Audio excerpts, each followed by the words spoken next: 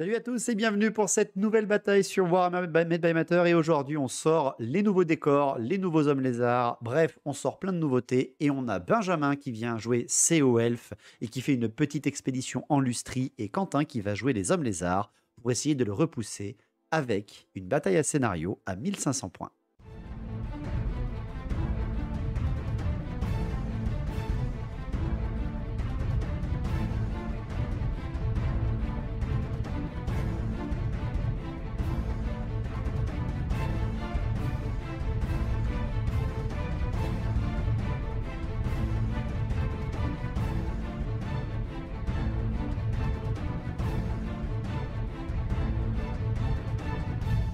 Bienvenue sur Warhammer Made by Amateur. Bon, eh bien bonjour à tous, petit retour chez David, toujours un plaisir. Donc, petite armée de elfes aujourd'hui que David m'avait fait fabriquer. Un Home des mers en général de Loterne, avec la porteur de grande bannière, couronne de commandement, excusez-moi, c'était la GB. Le héros c'est le mage, mage niveau 2, avec petit parchemin de dissipation. En unité de base, une dizaine d'archers et 27 gardes maritimes. Bastir. En unité spéciale, j'ai pris un char à lion blanc que j'avais jamais testé et 2 régiments de gardes fantômes, de guerriers fantômes en tirailleurs, ainsi que 24 maîtres des épées. Bon, mais me voici revenu pour jouer des hommes lézards. On va essayer de garder son sang-froid avec cette liste imposée.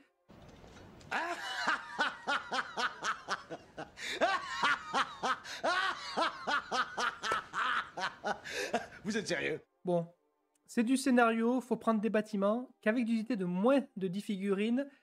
Bon, heureusement, j'ai 2 packs de 10 skinks tirailleurs. Avec la Sarbacane, on va essayer de souffler les packs adverses avec le poison. Il y en a un qui aura son prêtre skink niveau 2 des cieux, et un autre qui aura son chef skink, armure légère, bouclier et la GB. On espère que ça va suffire à tenir. Avec ça, on a 25 guerriers Saurus, musiciens porte-étendard. Pour soutenir, on a un Stégadon avec la baliste. Je me dis, si ça peut toucher des tirailleurs ou peut-être plus le char, ça sera toujours ça de prix. Les skins caméléons pour tenter l'infiltration, et je me dis, s'ils peuvent rapidement se placer dans un bâtiment, ça peut être pas mal. Et enfin, pour histoire de quand même balayer un peu sa ligne, 9 monteurs de sang-froid avec le sang ancien dedans, armure légère, bouclier, et quand même pour rigoler, l'œuf de kangourou. Alors pour ce qui est du scénario de cette bataille, je leur avais proposé de réaliser une espèce de tenue d'objectif à points, mais avec des restrictions assez intéressantes. Vous aviez 3 décors centraux, hein, les nouveaux décors qu'on a eus, qui permettaient de pouvoir ramener 5 points à chaque fin de tour si vous aviez une unité à l'intérieur. Ça compte exactement comme des bâtiments. Seule restriction, aucune unité de plus de 10 figurines ne pouvait aller dedans. Autre restriction, le décor du centre n'était pas accessible depuis les extérieurs. Il fallait d'abord passer par un des décors extérieurs à gauche ou à droite et ensuite pouvoir, avec une simple phase de mouvement, traverser les petits ponts et rejoindre le point central. Chacun de ces 3 décors comptait comme 5 points en fin de tour. Les pontons ne comptaient pas de points. De plus, comme vous le voyez autour du décor, il y a des parcelles de petits morceaux. Il y en a 4 chacun. Si vous êtes à 3 pas à la fin de votre tour, avec une unité, ramènera 1 point. Ce n'est pas cumulatif. Tout comme les bâtiments, vu qu'on ne peut être qu'une seule unité par bâtiment. Ce qui forçait déjà les listes d'armées à être restreintes pour pouvoir amener des unités à l'intérieur de ces bâtiments, 10 figurines, pas plus, et qui obligeait vos autres gros blocs à faire le tour et à conserver les petits décors. Voilà pour ce qui est du scénario. Pour ce qui est après derrière de la magie, les hommes lézards, possédant un prêtre skink niveau 2, Quentin a choisi le blizzard et la comète de Cassandora, ce qui est absolument parfait pour défendre un point d'objectif et vraiment menacer une partie chez l'adversaire, vu qu'il peut faire tomber des comètes à un endroit précis de la table. Et derrière, pour les hauts elfes, Benjamin a choisi les 2 primaires, c'est-à-dire le drain de magie qui aurait pu annuler derrière après le blizzard qui est une malédiction du côté de Quentin, mais aussi un bon blast de la haute magie avec avec l'étouffement de l'âme qui permettra derrière après de victimiser, on va dire, les petits régiments des skinks qui ont une faible endurance et donc bloquer un petit peu Quentin pour ce qui est du scénario. Ça va être une partie extrêmement intéressante. Pour le déploiement, étant donné justement qu'il fallait bien réfléchir où poser vos unités, j'avais obligé les armées, c'est des listes imposées, à avoir 3 régiments de 10 figurines avec potentiellement un héros dedans. Donc les OL se sont déployés avec la garde maritime, les maîtres des épées de OS légèrement sur la gauche. Sur le flanc droit, il y avait un char de Schrass ainsi que les 10 archers, le reste étant en éclaireur. Les guerriers fantômes sont apparus légèrement décalés sur l'avant, un en plein centre pour déjà tenir un objectif et être très très proche d'un des décors, ainsi que le second régiment. Tandis que les hommes lézards de Quentin sont déployés beaucoup plus espacement. On avait dit qu'on pouvait passer sous les pontons des décors. C'est vraiment un point de passage entre les deux arbres et le décor central. Mais bon, du côté de Quentin, il a placé en plein centre de son armée les skinks, bien entendu, vu qu'on peut tirer à travers les décors. On a dit que ça ne bloquait pas la ligne de vue, sinon c'était vraiment un peu trop fort. Et derrière après, les Saurus sont sur le flanc droit de Quentin, les cavaliers Saurus et le Stégadon sur le flanc gauche, un flanc très très fort. Et enfin, la nouvelle petite unité peinte que j'ai pour le matin même en 2 heures, des skins caméléons de la boîte Warcry sont sur le flanc total en éclaireur bien sûr, pour également tenir un petit décor et menacer tout à fait les hauts elfes, bien sûr, hors de vue de charge des gardes maritimes. Le premier tour sera pour les hommes lézards. On est en lustrie, il faut tenir un point. Les hauts elfes tentent de créer une tête de pont, tandis que les hommes lézards vont tenter de les repousser. Alors, nous sommes au premier tour des hommes lézards. L'avancée des hommes lézards est vraiment typique, on va dire. Il essaie vraiment de déborder sur les côtés, mais ces 2 régiments de tirailleurs, il ne peut pas les mettre dans les décors alors qu'il avait la portée pour y arriver. Pourquoi? Parce que dans chacun de ces régiments, il y a un héros. Donc ils sont 11 figurines. Il n'a pas le droit, en termes de scénario, de monter directement à l'intérieur. Tant pis pour Quentin, il va donc devoir patienter un tour. Attention, les points montent très très vite. Pour le reste, il va quand même sécuriser le reste des points, bien évidemment, en tout cas de son côté. Ces skins caméléons se déplacent légèrement et vont dans le marais pour vraiment être l'or, tandis que ces Saurus viennent directement prendre la place de protection du décor des autres, des skins caméléons qui étaient à leur position juste avant, tandis que le Stégadon vient sécuriser l'objectif à gauche, les chevaliers de sang-froid avancent sans aucun problème, et les skins viennent vraiment se coller au décor. À la magie, c'est un 5 et 2, mais tout simplement, en fait, le blizzard qu'il va lancer sur les gardes maritimes sera dissipé et la comète de Cassandra qui tomberait au niveau du gros pâté de maître des épées de OS et de gardes maritimes sera pâmée par Benjamin. Du côté des tirs, les caméléons, on va voir la première fois qu'on les voit sur la chaîne, ces petits lézards. Les caméléons tirent sur les gardes maritimes, ils ne feront que 3 morts. C'est leur tour de chauffe, on va voir un petit peu comment ça va se passer. Les skinks vont tirer sur les guerriers fantômes. Alors c'est bien tous les skinks qui vont tirer sur les guerriers fantômes. Et en fait, ils vont en buter 8 au total. 6 pour les premiers, 2 pour les seconds. Donc c'est quand même vachement bourrin. Les guerriers fantômes, habitués à avoir de grosses pertes dans leurs troupes, malheureusement n'auront pas de panique du côté des hommes lézards et vont rester là à 2 survivants de la volée de fléchettes qui leur est tombée dessus. Pour terminer la phase de tir et le premier tour des hommes lézards, la baliste qui est sur le Stégadon tente de tirer sur le char, mais malheureusement ne le touchera pas. Pour le premier tour des hauts elfes, eh bien, la phase de mouvement est un peu plus poussée par Benjamin parce que lui, il a suffisamment d'unités en bon nombre pour pouvoir aller dans les bâtiments, ce qui fait que dès la phase de mouvement, il envoie ses 2 régiments de guerriers fantômes dans les tours, dans les bâtiments arboricoles. Donc c'est déjà vachement bien pour Benjamin. Pour ce qui est après de ces mouvements, les maîtres des épées de OF filent en direction du Stégadon et des chevaliers de sang-froid parce que ce sont vraiment les seuls de l'armée qui peuvent les gérer. Le char à lion va reculer légèrement tandis que les archers vont se repositionner. Les gardes maritimes, quant à eux, ne font qu'un simple pivot, déjà pour bien contrôler l'objectif que les guerriers fantômes viennent d'abandonner. Par contre, pour voir surtout avec leurs très nombreuses flèches, soit les guerriers Saurus, soit avec la magie, les skinks caméléons. À la magie, justement, c'est un 5 et 1, et tout simplement, en fait, les 6 dés vont être utilisés pour lancer l'étouffement de l'âme sur les skins caméléons. Alors bon, ce sont des figurines que je viens tout fraîchement de peindre pour cette bataille. Vous savez très bien ce qui va se passer. En un blast, ils vont en dégommer 8, ils vont s'enfuir et presque sortir de la table. Donc on les aura vus 20 minutes, le temps de les poser sur la table, c'est vraiment parfait. Voilà pour ce qui est de la magie. Pour ce qui est des tirs, les archers vont tirer sur les skinks avec le prêtre et ne vont rien faire. Les gardes maritimes vont tirer sur les saurus et ne vont en tuer qu'un seul. Par contre, les guerriers fantômes, qui ont quand même bien avancé, vont tous tirer sur les skinks et vont en tuer deux, et dans un autre régiment, un. Donc c'est pas de test de panique. C'est plutôt très calme en termes de début, sauf avec la magie aux elfes qui a fait très très mal, et qui a mis en fuite un des régiments qui est très utile pour le scénario du côté de Quentin. Donc c'est une bonne défense des hauts elfes. On vient de terminer le premier tour. Les hauts elfes possédant déjà 2 bâtiments marquent 10 points, plus 1 car ils possèdent un petit décor en extérieur, donc ça fait quand même 11 points pour les hauts elfes premier tour, tandis que les hommes lézards, eux, contrôlent seulement 3 décors et donc ne marquent que 3 points. Le premier tour est en grande partie dominé par les hauts elfes pour l'instant. Deuxième tour des hommes lézards, les sang-froids sont frappés de stupidité à ce tour-là et donc avanceront devant sans vraiment faire attention à ce que leur général essaie de leur faire faire. Il y a par contre une charge qui est tentée. Les skinks en fait déclarent des charges sur les tours, hein, bien entendu, pour essayer de déloger les guerriers fantômes au corps à corps. Il y a le skink avec la grande bannière qui va charger les guerriers fantômes qui ne sont que 2. Je précise bien qu'il n'y a que ce régiment-là qui charge. Le deuxième régiment de skink avec le mage reste en retrait, question de pouvoir faire de la magie.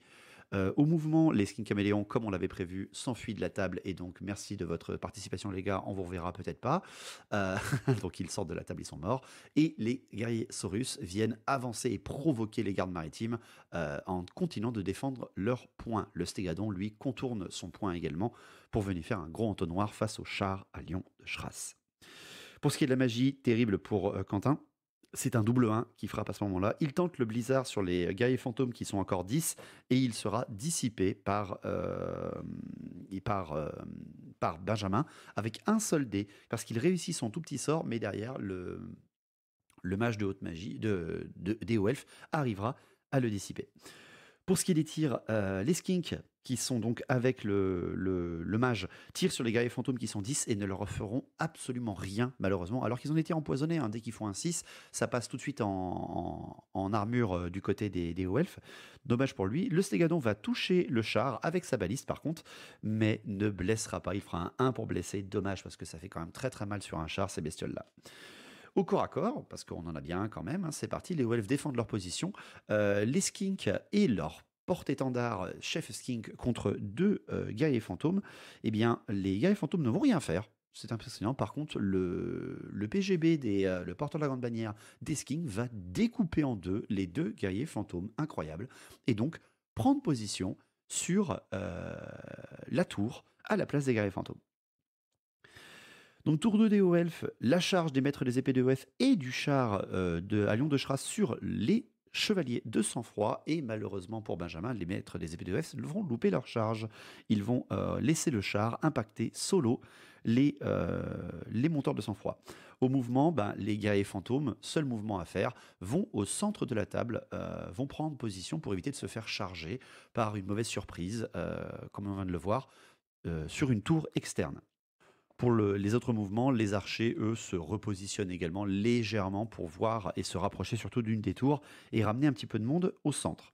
À la magie, un beau 6 et 1, les 4 des 6 touches force 4 sont balancés sur les saurus avec un irrésistible 5.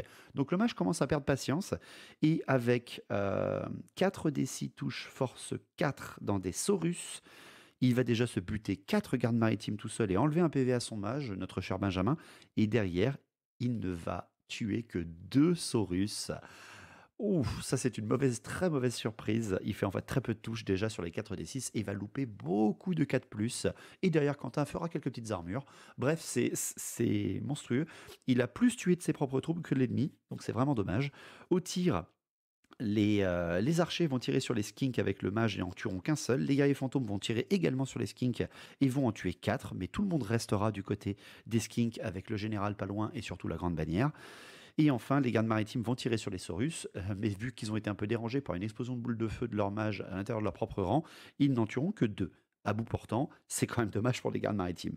Enfin, au corps à corps, le char à lion de Schrass va dégommer un chevalier de sang-froid, mais va également aussi enlever 2 PV au général, avec quand même une bonne force. Et Quentin qui loupe beaucoup d'armure, c'est dommage. Mais il lui en reste un, vu que c'est un seigneur de guerre et non pas un héros. Par contre, après, derrière, le général va juste lever son arme et va atomiser avec ses prédations le char à lion gratuitement, presque, hein, et va légèrement reformer ses chevaliers de sang-froid pour voir à la fois les archers, mais aussi avoir à la fois les maîtres des épées de OS. Donc, fin du deuxième tour, les hauts elfes possédant toujours un décor et possédant également toujours un bâtiment marquent 17 points en tout, tandis que les hommes lézards reviennent un peu dans la course en possédant un bâtiment et plusieurs décors. Donc tour 3 des hommes lézards, la stupidité est enfin bonne, donc c'est la charge. La charge des chevaliers de sang-froid sur les archers, bien sûr, hein, il ne veut pas tout de suite aller taper les maîtres des épées d'Ouest, c'est beaucoup trop costaud en termes d'unité. Et ça sera également les Saurus qui vont charger la garde maritime. Ils sont à 8 pas et Quentin va louper sa charge avec un score pourri de charge. Il va se prendre en tir de contre-charge aucun dégât, heureusement pour lui. Mais derrière, les archers tueront un chevalier de sang-froid avant qu'ils arrivent au contact. C'est compliqué. C'est compliqué du côté des hommes lézards à ce moment-là de la game. Pour ce qui est des mouvements, les skinks, eh bien justement, vont également monter avec leurs mages, vu qu'ils sont très peu nombreux maintenant, dans le bâtiment pour continuer à marquer des points, bien sûr. Tandis que le stégadon vient contourner légèrement son décor et pour tout ça pour voir en fait simplement le décor central avec sa baliste et peut-être tenter de tirer sur des guerriers fantômes. À la magie, un double 4 est lancé. Le blizzard est balancé sur les guerriers fantômes qui sont au sol. Il passe. Et ce coup-là, Benjamin, vu qu'il n'a pas beaucoup de dés, va le laisser passer. Tandis que derrière, la comète de Cassandora est balancée au centre, pas très très loin des guerriers fantômes pour que l'impact puisse les toucher avec l'impulsion. Donc la comète de Cassandora, pour ceux qui ne connaissent pas, vous indiquez un point. Et au tour prochain de magie, à tous les tours de magie, à toutes les phases de magie de la partie, eh bien, un dé est lancé. Si le résultat attendu n'est pas le bon, on rajoute un petit pion sur l'endroit qu'on a annoncé où tombera la comète, ce qui augmente sa puissance de destruction. Et si c'est le score demandé par le sort, eh bien la comète tombera sur un impact autour d'elle. C'est pour ça qu'il le place à côté des guerriers fantômes, vu que c'est de la touche automatique. Ça fera beaucoup de dégâts dans les guerriers fantômes si ça tombe. La comète est lancée et la comète n'est pas dissipée par les hauts elfes qui commencent un petit peu à transpirer car les skinks viennent de prendre tous les bâtiments sauf un et vont pouvoir balancer une flopée de fléchettes empoisonnées sur des guerriers fantômes un peu isolés.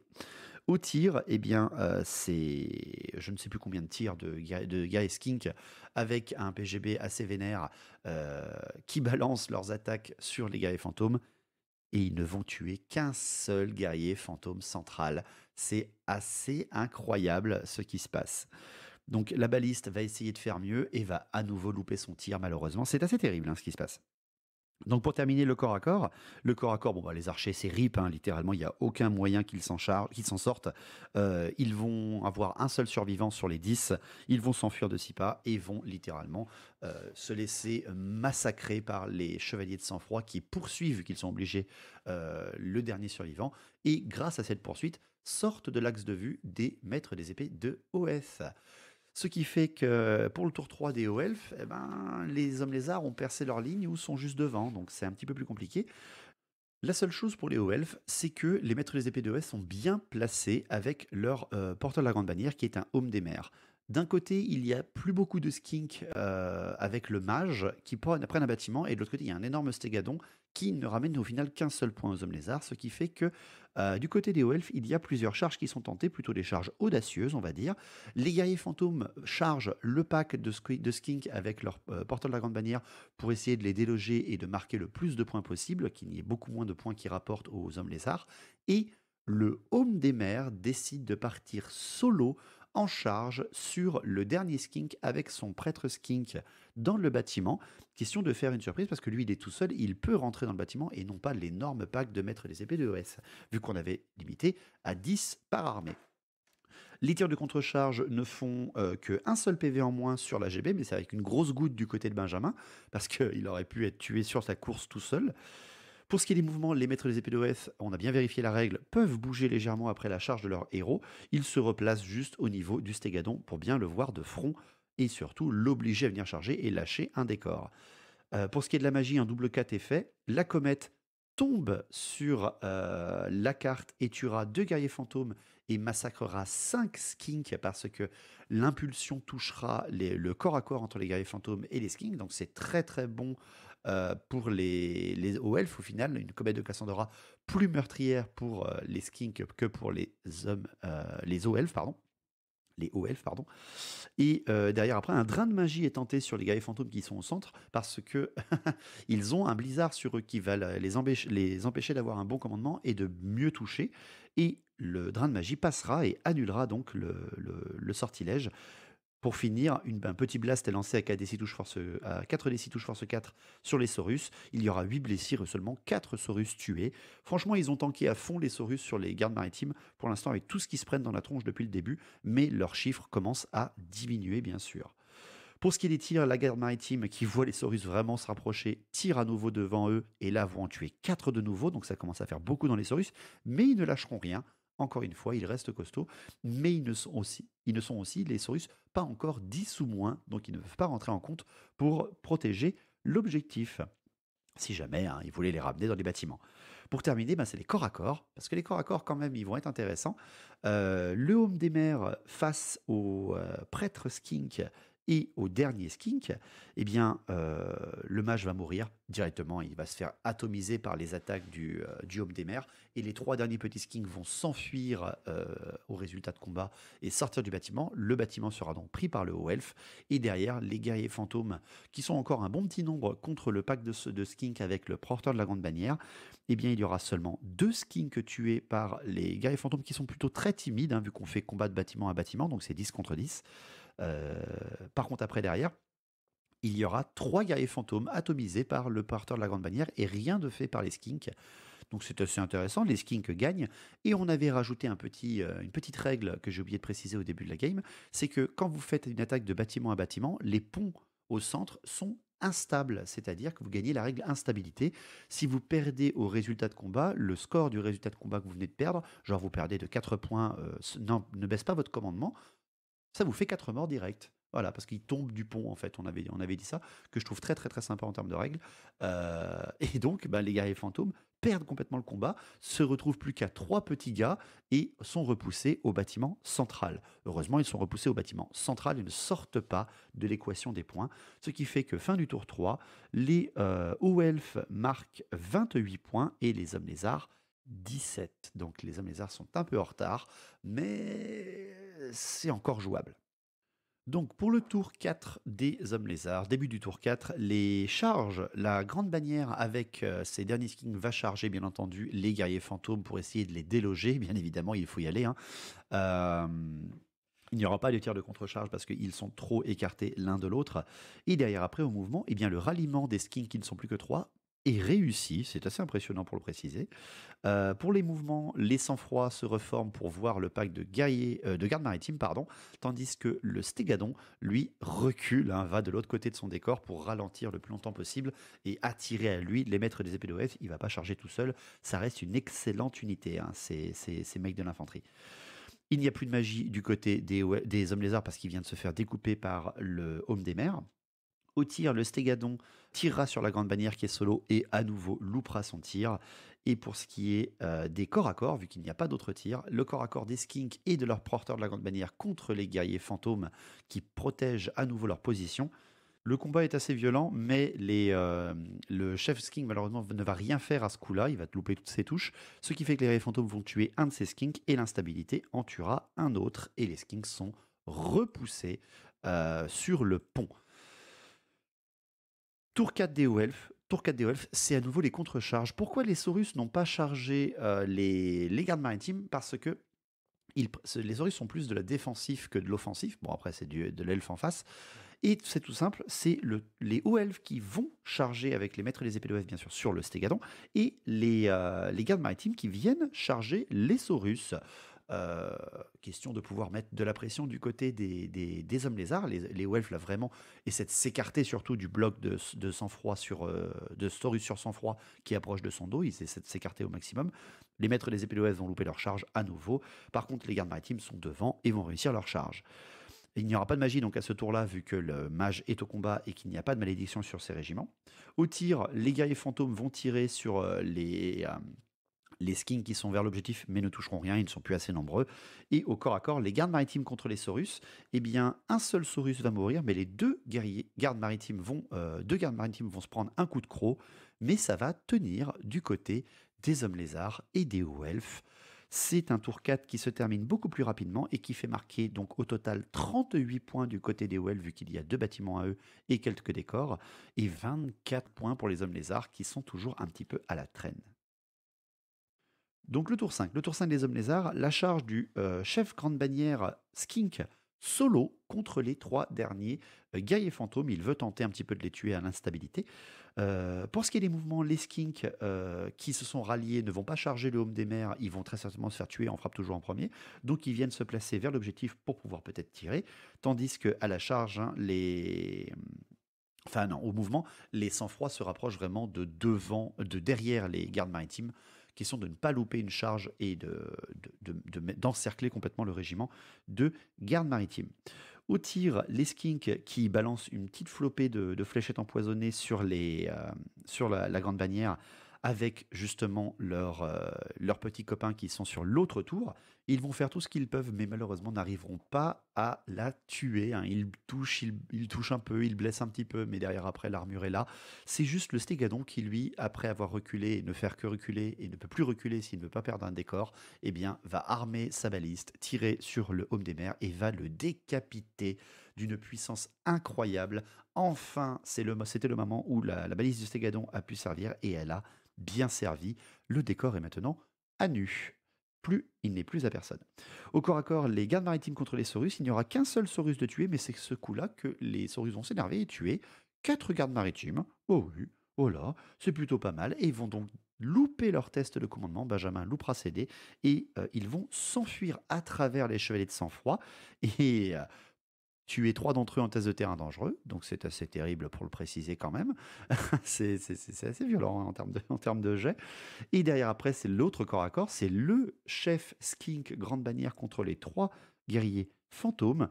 Un PV sera perdu par le chef Skink parce qu'il y a quand même des frappes en premier en face, mais derrière, il va atomiser avec ses 3 attaques les 3 guerriers fantômes et prendre le décor central. Et là, ça change tout, car les hommes lézards viennent de nettoyer les possibles régiments qui tenaient les décors centraux et en conservent 2 sur 3. C'est assez impressionnant à la fin du tour 5 des hauts elfes. Pour le tour 5 des hommes lézards, le tour 5 des hauts elfes, la charge des maîtres des épées d'OS sur le Stégadon, parce qu'ils sont encore beaucoup trop nombreux pour rentrer dans un décor et ils vont aller en prendre un petit à côté. Ils réussissent leur charge enfin, ainsi que leur test de terreur. Pour ce qui est des gardes maritimes, ils arrivent à se rallier au dernier moment et vu qu'ils sont finalement protégés par l'avancée des chevaliers de sang-froid d'une possible autre charge des Saurus, ils se reforment pour voir le décor central pour le dernier tour. Au corps à corps, les maîtres des épées d'OS contre le Stégadon. C'est quand même une très bonne créature, le Stégadon. Il va en écraser 8, enfin il va en taper 8 et en écraser encore quelques-unes. C'est le score total qu'il fait. Et derrière, il ne va perdre que 2 PV face aux maîtres des épées d'OS. Il est quand même un peu tanky, mais c'est surtout que les maîtres des épées d'OS ont loupé beaucoup de touches, malheureusement, pour Benjamin. On terminera ce tour comme ceci. Le Stégadon va tenir, les maîtres des épées aussi. C'est assez intéressant de compter les points à ce moment-là, car tout d'un coup, les hauts elfes ne marquent aucun point à cette phase, les décors sont contestés ou absents dans leur réserve de points, et les hommes lézards en marquent beaucoup plus, ce qui fait que les hommes lézards sont remontés à 36 points, et les hauts elfes ne sont plus qu'à 38. L'écart a été rattrapé en une seule phase. C'est le dernier tour, le tour 6. Les hommes lézards ont une stupidité qui est bonne et ne peuvent faire aucune charge vu qu'ils se bloquent eux-mêmes leur propre régiment. C'est dommage. Au mouvement, eh bien, ils vont tous en direction de l'objectif, bien évidemment, mais ils ne peuvent pas y rentrer. Les Saurus sont juste suffisamment nombreux, mais préfèrent tenir les objectifs et les décors. Les Saurus gardent un décor et les chevaliers de sang-froid vont vite en chercher un autre. Les Skinks s'abritent tout de suite à l'intérieur du dernier bâtiment, ce qui fait que les 3 bâtiments appartiennent désormais aux hommes lézards, et le Stégadon est bloqué au corps à corps. Pour ce qui est des tirs, les Skinks balancent tout ce qu'ils peuvent sur les gardes maritimes, et les gardes maritimes sont désormais plus que 12, ils en perdent un seul. Bon, c'est assez intéressant pour le proposer, hein, pour le préciser. Leur mage ayant été tué par les Saurus au corps à corps d'avant, il n'y aura rien qui pourra être fait en magie de toute façon de leur côté. Donc ils essayaient de déclarer des paniques, ça ne marchera pas. Et au corps à corps, eh bien, c'est la mauvaise surprise des maîtres des épées d'Oès contre le Stégadon. Là, les maîtres des épées d'Oès s'énervent très rapidement et vont atomiser le Stégadon. Voilà, ils sont quand même très très bons ces gars-là, ils sont encore une bonne quinzaine. Et ils vont se reformer gratuitement et tenir le décor qu'ils ont, mais ils sont encore 15. Ils ne pourront pas charger au tour prochain, au dernier tour des hauts elfes, le décor, ce qui fait un peu respirer Quentin, parce que ceux-là, dans un bâtiment, c'est impossible de les enlever quand t'es homme lézard. Bref, dernier tour des hauts elfes, le tour 6, c'est le tour décisif. Il n'y aura aucun mouvement, aucune magie, tout simplement parce que vous allez dire, bah c'est fini, ils ne peuvent plus rien faire, mais le commandement est toujours une arme à Warhammer. Les gardes maritimes de OS voient en face d'eux un chef skink qui n'a plus qu'un seul PV, qui est la grande bannière. Et les skinks autour, eux, sont très peu nombreux. Ils sont à portée d'une possible panique si jamais l'AGB est tué au tir. Il va balancer donc tous ses derniers tirs, c'est-à-dire 11 tirs sur la grande bannière, avec bien sûr les malus de couvert lourd du décor pour essayer de la tomber. Il ne faut qu'un seul PV pour le faire tomber. Et tout simplement, l'AGB va mourir sous le coup des flèches, des hauts elfes. Et la panique va être testée sur les deux régiments de skink. Le régiment du décor de gauche des hauts elfes va s'enfuir et le régiment de droite va rester sur place. Ce qui fait qu'au résultat final, la panique n'a pas été suffisante pour rattraper les points. Les hauts elfes sont à 39 points et les hommes lézards sont à 42. Les hommes lézards gagnent au lieu de faire une égalité parce que leurs derniers petits skinks ne se sont pas enfuis à la panique. Ça a été donc joué jusqu'au dernier tour, au dernier moment, cette game. Félicitations aux deux joueurs. Bon, ben, encore une défaite. Mais Oh, pas grand-chose. pas grand-chose. Franchement, j'ai réussi à tenir mes terrains quand même assez longtemps. Mais franchement, quand la GB qui part tout seul et qui m'a nettoyé de la maison, quand j'ai vu ça, je me suis dit, je peux pas en revenir. Tu tiens 2 bâtiments, C'est ça, t'avais pas le choix, fallait que tu fonces dans le tas, et puis moi j'étais trop affaibli déjà. c'est ça. Franchement, ce qui me sauve le match, et c'est mon unité du match, mais c'est le chef Skink. Il t'a nettoyé une maison, il a tenu tout, et il est mort pour nous pêcher à la fin, si c'est pas beau. C'est vrai. Non, mais bien fluff, bien sympa le jeu. Ouais. Moi j'ai bien aimé. Quoi dire de plus? Et moi j'ai bien apprécié ce terrain atypique où il y avait vraiment une zone au centre où on était obligé de contourner les deux, c'est obligé de ça. faire des choix, même quand les tirailleurs pouvaient passer certaines unités. Puis les gros blocs qui pouvaient pas charger les bâtiments. Ouais. Donc c'est obligé à y aller avec les tirailleurs et les petits régiments, ce qui donne du plus au jeu. C'est ça, T'es obligé pas obligé de jouer avec tes gros blocs et... obligé de sacrifier tes gros blocs pour qu'il y en ait moins de 10 pour qu'ils y aillent dedans. Voilà ce que t'as essayé de faire avec les hommes lézards d'ailleurs, avec les Saurus, Allez. un peu tard. Pas assez de mouvement. J'ai pas fait assez de morts. Il fallait me les tuer plus vite. Hein. Le Stégadon que j'ai réussi à crever. À la Ouais. fin avec mes maîtres des épées. Mais belle partie, je me suis bien marré quand même. Ouais. Ça s'est joué aux 5 points, donc un tour. C'est ça, Une c'est piste de bâtiment. vraiment tendu jusqu'au bout. Jusqu'au bout. Une comète, c'est une belle game ça. Et voilà, merci à tous encore une fois pour avoir suivi cette vidéo. N'hésitez pas à rejoindre le Discord pour avoir les annonces, les livres de règles. N'hésitez pas à venir nous voir sur Twitch également pour la bonne ambiance et les petites soirées. Et bien sûr, n'hésitez pas à soutenir la chaîne avec le Tipeee si vous le pouvez et le voulez. Merci à tout le monde et on se revoit bientôt pour une nouvelle bataille sur Warhammer Made by Amateur. Ciao.